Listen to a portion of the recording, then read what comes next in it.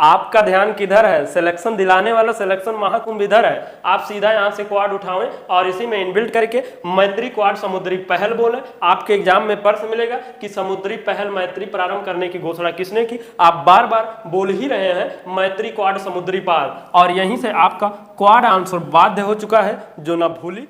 आप पढ़े कहीं से, सिलेक्शन होगा यहीं से, क्योंकि सिलेक्शन के लिए जो रिक्वायर है अर्थात आंसर याद होना, वो यहाँ पर आपको पढ़ाया नहीं बल्कि सीधा आंसर याद कराया जाता है। नमस्कार, स्वागत है सिलेक्शन महाकुंभ में। आ गए हैं एक शानदार क्लास के साथ में। 28 सितंबर का आंसर सीधा आप सभी लोग पढ़ेंगे नहीं बल्कि याद करेंगे। नो बकवास, सीधा क्लास। हाल ही में वर्ष 2025 में समुद्री पहल मैत्री प्रारंभ करने की घोषणा किसने की है? तो सही आंसर क्या है? क्वाड है। लेकिन अगर अलग अलग याद करेंगे, आशा नहीं पूर्ण विश्वास नहीं, सुनिश्चित है कि आप बोलेंगे, कंफ्यूज होंगे। तो करना क्या है, यहां से आप क्वाड उठाएंगे और इसी में इनबिल्ट करके आप बार बार क्या बोलोगे? मैत्री क्वाड समुद्री पहल। यहां थोड़ा अलर्ट रहेंगे क्योंकि आपको मैत्री अभ्यास भी मिलेगा और मित्र शक्ति अभ्यास भी। तो यहाँ अभी हम तीनों को एक बारीकी से इस प्रकार याद करा देंगे कि आप ना भूली हैं, ना कंफ्यूज हुई, ना ये अगर कहीं और से पढ़त हो गया तो बार बार कंफ्यूजन हुई, ये सोच लिया। तो यहाँ से आप लोग क्या करोगे? क्वाड सीधा उठाओगे और इसमें इनबिल्ट करके क्या बोलोगे? मैत्री क्वाड समुद्री पहल। अर्थात जो ये समुद्री पहल वाला है इसका आंसर क्वाड है। और क्वाड में कौन कौन से देश हैं, क्या है, आप सभी जानते ही हैं, हमने इससे पहले वाले क्लास में बताया ही है। इसका बैठक चल रहा है, यूएसए में हो रहा है 2024 वाला, 25 वाला इंडिया में होगा। और इसमें कौन कौन सा देश है? 4 देश हैं, ऑस्ट्रेलिया, अमेरिका, जापान, भारत है। और इसका क्यों किया गया है? समुद्री सुरक्षा के लिए आप सभी को जो देश हैं इनको प्रशिक्षण दिया जाएगा। और ये शुरू कब से होगा? 2025 से। तो आशा करते हैं जब आप बार बार यही बोलेंगे एग्जाम में ये मिलेगा, तो बिना बोले बिना कंफ्यूजन के आंसर निकल जाएगा। अब देखिए, ये मैत्री समुद्री पहल हो गया। अब ये क्या है? एक मैत्री अभ्यास है, इसे मिलता जुलता मिलेगा, यहीं ध्यान दे इधर, नहीं तो कंफ्यूजन हुई। ये जो अभ्यास होता है किसके? थाईलैंड और भारत के मध्य होता है। तो भारत तो याद नहीं करना है, यहाँ से क्या याद करना है? थाईलैंड। तो इसके लिए आप थाई को उठा लोगे और इसी में बार बार क्या बोलोगे? मैत्री थाई अभ्यास। क्या बोलोगे? मैत्री थाई अभ्यास। और थाई से ही आपका आंसर निकलेगा थाईलैंड। और उसके बाद एक है मित्र शक्ति अभ्यास। कंफ्यूजन बन सकता है कि मित्र मैत्री कई के, ठीक। तो आप ये क्या होते? भारत और श्रीलंका के मध्य में होता है। तो इसके लिए क्या करेंगे? यहाँ से श्रीलंका के लिए हम लोग अब लंका उठाते हैं और प्रश्न का लंका लगा देते हैं, अर्थात मित्र लंका शक्ति अभ्यास। तो यहीं पर आपका आंसर लंका से श्रीलंका बाध्य हो जाएगा। अब इधर उधर कहीं मत भटकें, अब यहाँ से ये तरीका फॉलो कर ले और हर एक जगह फॉलो करें, सिलेक्शन ले। और आप चाहते हैं जीएस का और सब क्लास आए तो आप लोग इसको रेगुलर शेयर और इसका बढ़िया डिमांड बढ़ाइए, तो आप लोग को जरूर क्लास मिलेगी। और उपराष्ट्रपति जगदीप धनखड़ जी ने उत्तर प्रदेश के किस शहर में इसका क्या है? उत्तर प्रदेश अंतर्राष्ट्रीय व्यापार मेला 2024 का उद्घाटन किया है। तो सही आंसर क्या है? ग्रेटर नोएडा है। तो हम लोग का तरीका ही है, यहाँ से क्या ओएडा नोएडा उठा लेंगे। क्या करेंगे? ओएडा उठा लेंगे और इसी में आप लोग इनबिल्ट करके क्या बोलोगे? उत्तर प्रदेश अंतर्राष्ट्रीय व्यापार ओएडा 24 मेला। क्या बोलोगे? उत्तर प्रदेश अंतर्राष्ट्रीय व्यापार ओएडा 24 मेला, अर्थात 2024 वाला ओएडा नोएडा में हुआ है। ओएडा से हम लोग क्या निकलेंगे? Answer greater Noida. और यहाँ पर नोएडा भी कुछ लोग सोचत हो गया कि काहे ना जोड़त है। भाई इसको हम इसलिए नहीं जोड़ रहे हैं, यहाँ पर कुछ रीजन आता है कि वो जब पूरा जोड़ दिया जाता है तो कुछ भी उठाई के जोड़ोगे तो लगेगा कि यही था। जब अलग से ये थोड़ा अजीब वाला जोड़ा रही तो वो अजीब की तरह से आंसर निकल जाएगा। बस आप लोग ये जैसा हम कह रहे हैं वैसा करते जाइए। और ये कौन सा है? दूसरे नंबर वाला है। और इसमें भागीदारी देश कौन सा रहेगा? वियतनाम रहेगा। अब इसमें व्यापार अंतर्राष्ट्रीय मेला है, क्या है? अब मतलब यहाँ पर सब लोग इकट्ठा हुए हैं, उद्योग इधर उधर के सब लेके, और वहाँ पर आप लोग को कुछ लोग का रोजगार मिली, कुछ लोग का दई जाई। कहने का मतलब यही है। और अपन क्या है? आंसर सिलेक्शन लेने से है। और हाल ही में डीआरडीओ ने हल्के वजन वाले बुलेट प्रूफ जैकेट क्या है? अभेद विकसित करने के लिए किससे समझौता किया है? देखिए यहाँ पर आपको 3 चीजें याद करना है। क्या है? हल्का वजन वाला बुलेट प्रूफ जैकेट जिसका नाम क्या है? अभेद। यहू है, 4 हो जाएगा। और एक क्या है? डीआरडीओ है, 3 हो ठीक। और ये चौथा का है, सही आंसर क्या है, IIT दिल्ली। अब ये याद करना है इतना कि अलग अलग याद करोगे तो या तो ये कंफ्यूजन हुई, या तो ये, कुछ ना कुछ तो हो भी करेगा। अब उसके लिए क्या करना है, आपको सब मिक्स करके बस इतना ही बोलना है, हल्के वजन वाला बुलेट प्रूफ DRDO जैकेट अभेदल्ली। क्या बोलोगे, हल्के वजन वाला बुलेट प्रूफ DRDO जैकेट अभेदल्ली। अब देखो हल्के वजन वाला ये बुलेट प्रूफ हो ही गए, और किसने क्या है, DRDO भी मिला हुआ है इसमें। कहाँ पर हुआ, IIT दिल्ली, और लल्ली से दिल्ली हो जाता है क्योंकि IIT सब में कॉमन लगा ही रहेगा। और जैकेट है, और इसका नाम क्या है, अभेद है। तो क्या बोलोगे, अभेद मतलब क्या हो सकता है, आप लोग का एक समझते हुए कि जिसको भेदा ना जा सके, मतलब यह अगर लागी तो ये अंदर ना जाए, मतलब समझत हुई। और अभेद के फुल फॉर्म क्या है, advance ballistic for high energy defeat. आशा करते हैं समझ चुके होंगे, और इतना लंबा चौड़ा करने से अच्छा है बस इतना है आप लोग याद कर लीजिए। और यहाँ उद्देश्य वही है, आप लोग को पता ही है। और हाल ही में CM 7 योजना किसने प्रारंभ किया है, तो सही आंसर क्या है, त्रिपुरा ने किया है। तो यहाँ से आप क्या करोगे, त्रिपुरा में त्रि उठा लो और पूरा उठा लो, आगे पीछे दोनों जोड़ दिया, या खाली त्रि से अगर काम चल जाता है तो त्रि जोड़ दिया। आप क्या बोलोगे, CM त्रिसाथी योजना, इतने से भी काम चल सकता है, नहीं तो CM त्रिसाथी पूरा योजना जोड़ लें, और ज्यादा चांस रही याद रहेगा। तो उद्देश्य सिक्का है क्या, तो CM त्रिसाथी योजना, और त्रि से आंसर आपका बाध्य हो जाएगा, क्या होगा, त्रिपुरा। इसमें क्या है, उच्च शिक्षा के लिए आपको क्या होगा, मेधावी छात्रों को वित्तीय सहायता प्रदान किया जाएगा, और कितना, 5,000 रुपये महीना, अर्थात सालीना क्या हो जाएगा, 12 पंचे 60,000 रुपये। और यहाँ के मुख्यमंत्री कौन है, अगर आपको याद है, कंफ्यूजन ना है तो सीधा डायरेक्ट याद बोलेंगे, क्या करेंगे, डॉक्टर मानिक शाह। और भूल जाते हैं, कंफ्यूजन हो जाते हैं तो इसमें भी लगा लीजिए, क्या दिक्कत है, डॉक्टर त्रिमानिक शाह अर्थात त्रिपुरा जी के हो जाएंगे। अब इससे शानदार तरीका कुछ ना हो सके, अब इधर उधर कहीं ना भटके, और जो लोग भटक रहे हो आपके साथी, अब उनको भी यहाँ बुलाए लाऊं, जिससे और भी क्लासेस आना शुरू हो जाए। और भारतीय नौसेना क्या है, नाविका सागर परिक्रमा अभियान का दूसरा संस्करण कहाँ प्रारंभ करेगा, तो सही आंसर क्या है, गोवा। अब गोवा वाला देख ही रहे होंगे, इतना बार आ गया है, वो गाना भी याद आ जाता तो कुछ और रहा था तो आंसर वही लगे लगे थे, तो वहाँ हमने बताया था आप लोग। ठीक, देखिए ये किसका है, भारतीय नौसेना का है, और ये क्या है, नाविका सागर परियोजना अभियान परिक्रमा है। ठीक, आप ये तीनों मिक्स करोगे, गोवा, नौसेना और ये, आप क्या बोलोगे, नाविका नौसेना सागर, ना क्या, नाविका नौसेना सागर सेकंडोवा अभियान, क्या, नाविका नौसेना सागर सेकंडोवा अभियान। अब सेकंड मतलब दूसरा नंबर हो, तो इतना तो पता हो यार भाई लोग, हाँ आप लोग स्मार्ट है, तेज है। और ओवा से गोवा हम लोग पहुंच जाएंगे, ओवा गोवा करके, हाँ। तो आप क्या बार बार बोलोगे, नाविका नौसेना सागर और सेकंडोवा अभियान, मतलब ये जो जलीय है, मतलब वो पूरा आपका भ्रमण करना।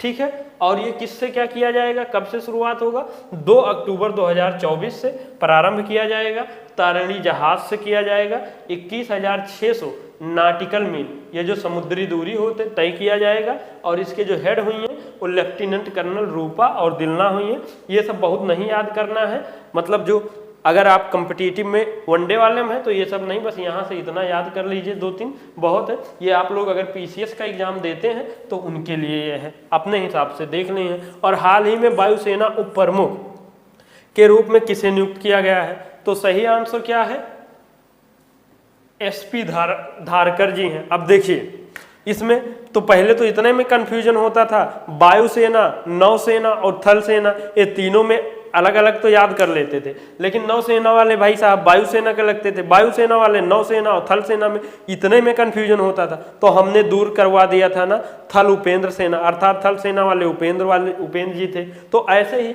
वायुसेना के कौन थे, वायु अमर सेना प्रमुख, अर्थात वायुसेना के प्रमुख कौन थे, अमरप्रीत सिंह जी थे, ये हो गया था। अब ये उपसेना के हैं तो उसका भी तरीका है, वायु उप धार सेना प्रमुख कर लेंगे, और उप से हम लोग इतना स्मार्ट तो है, समझ लेंगे कि ये उप प्रमुख की कहीं ना कहीं बात किया जाता है। तो वायु मर सेना प्रमुख और वायु उपधार सेना प्रमुख, अर्थात वायु उप सेना के जो उप प्रमुख होंगे और धार से निकलेगा एसपी धारखर। यही तरीका है, आप समझ लें, बार बार याद दोनों में करना है, अलग अलग वाले में भूलिए, कंफ्यूजन हुई है बार बार, और यहाँ वाले में आपको सीधा आंसर हिट करेगा। और हाल ही में भारत सरकार ने BBNJ समझौते पर हस्ताक्षर किए हैं। इसका संबंध क्या किससे है, तो समुद्री जैव विविधता की रक्षा करना है। तो इसमें BBNJ के फुल फॉर्म ही पहले देख लीजिए, बायोडायवर्सिटी बियॉन्ड नेशनल ज्यूरिडिक्शन। अब देखिए इसमें क्या होगा, ये क्या किया जाएगा, जो करेंगे जिसके लिए उसी को इनबिल्ट करके हम उसका नाम ही देंगे। क्या बोलोगे, BBNJ समुद्री जैव विविधता रक्षा समझौता। जो अलग से आप करोगे वो नहीं करना, करना क्या है, BBNJ समुद्री जैव विविधता रक्षा समझौता, अर्थात ये आपका पंच, यही आपका आंसर। और इतना हो ही गए तो यहीं से अपना सिलेक्शन भी है, आप लोग ध्यान रखें।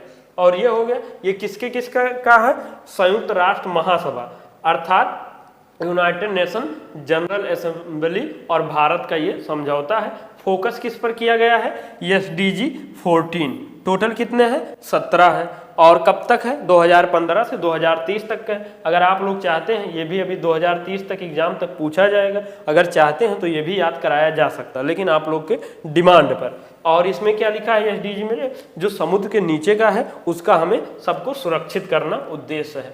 और हाल ही में समलैंगिक जोड़ी को शादी की अनुमति देने वाला तीसरा एशियाई देश कौन सा है, तो सही आंसर क्या है, थाईलैंड है। ठीक, समलैंगिक मतलब समझत हो गया, एम तो कोनो दिक्कत है ना, यह तो अच्छे से समझ में आवता है। मतलब मेल के भाई में मेल से और फीमेल के फीमेल से शादी हो जाए। अब देख ले, जब ना पढ़वे लगे बाद ना सरकारी नौकरी लगी तो कोनो कोई लड़की सदिए ना करेगा, तो ऑप्शन क्या बचेगा, वही जो कि अभी इंडिया में ऐसा है नहीं, तो इसलिए पढ़ ला सरकारी नौकरी ले लो, तो कहीं ना कहीं तो हो ही जाएगा।